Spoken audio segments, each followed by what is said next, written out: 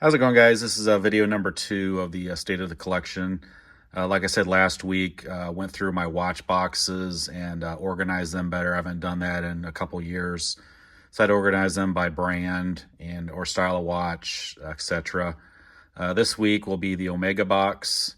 And again, all these watches were sourced at garage sales, thrift stores, estate sales, local auctions, stuff like that. Not much on the finds this week. I did remember, though, I forgot to show this watch.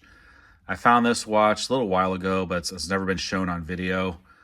I found this at, of all places, a flea market. There's not too many flea markets around here, but I did find this one at a flea market. This was on a table that had a bunch of tools, like screws and nails. It was all kind of mixed in that. I thought it was just like going to have like nails and stuff like in it. You can see the box is all scratched up. I walked by it initially. Then I always, when I ever go by tables, I always go through a second time. And the second time I decided to actually open up the box, and this was inside. So have this Tanz watch. I've heard of this brand before. I know they've been around for a very long time. I've never actually seen one in person, the vintage Tanz. I know they're pretty famous for doing chronographs and stuff like that. So I've never actually seen a modern quartz Tanz. You can see they've been around since 1891. The box is really beat up. You can see a lot of gouges and stuff like that in it. It does have the extra links in it and a booklet, and then the watch itself does work.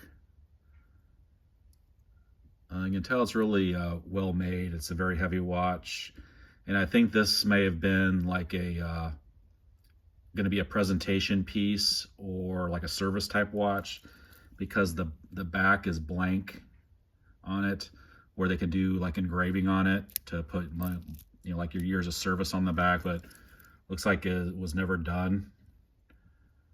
But the movement on the back, like I said, is quartz. It is marked Tanz on the movement, so this isn't like a fake or a replica watch. It is a real Tanz. I'm not sure the price on that. Still a nice piece, again, for only 20 bucks. So I have that. Then the Omegas, I think I remember where I purchased every single one of these, and I've found these over the past like probably 13 to 15 years of a watch collecting. And the first one is the first Omega I've ever found. So have this Omega. I think this has been a redial.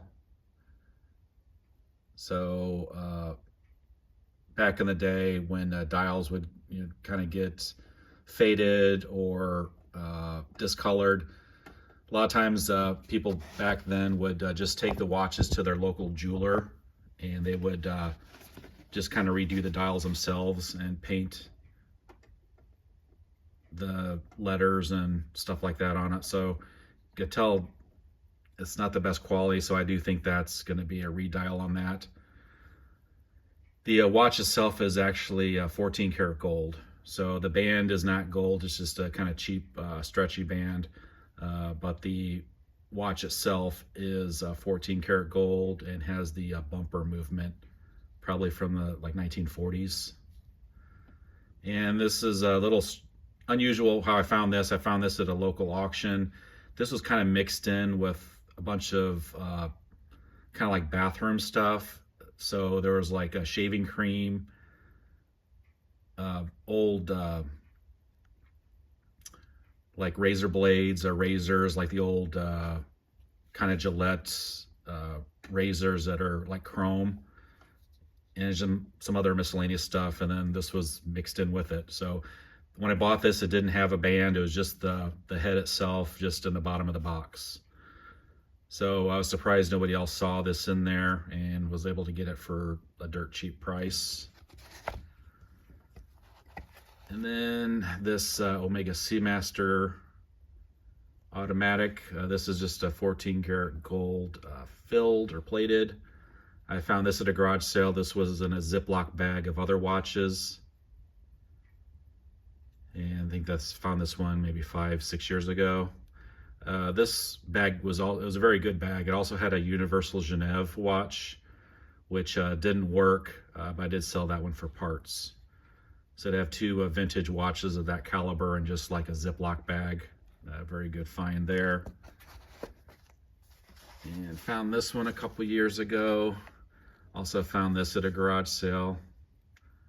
This Omega automatic DeVille Seamaster. And I'm not sure if that's like a company logo on the bottom there. And this one is also gold filled.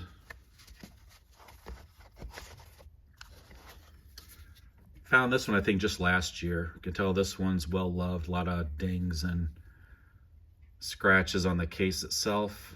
Another gold filled Omega. You can see it is running. I think this one is from the early 70s, like 72 range. So I have that one. I did a video on this one. I found this at a thrift store. So this was in a, I can't remember if it was a bag or like a watch jar, just full of watches. I think it was in a bag. And the other watches really weren't anything. And then I saw the Omega towards the bottom of the bag.